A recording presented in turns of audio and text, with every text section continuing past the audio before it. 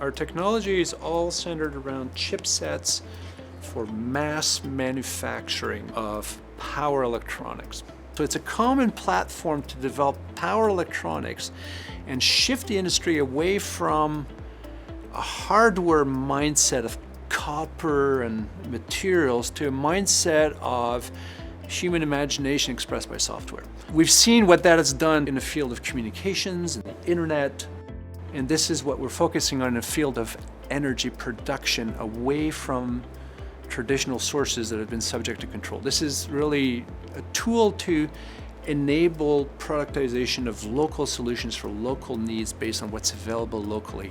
The sun. A nanogrid is a small version of the electrical grid that we are all familiar with. The difference is that it's a standalone, meaning that you do not need a big scale grid to connect to.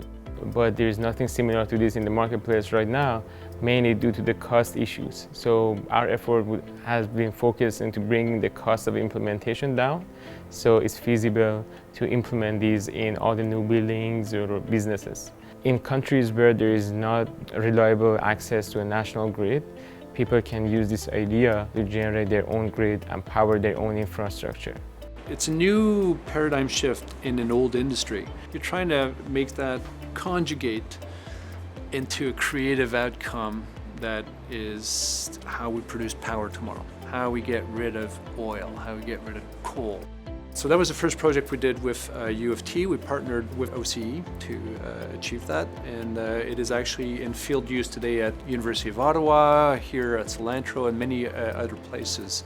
Solantro is a company that has been able to bring a really well-rounded team to the table. It's great to see them to come up with a solution that is innovative.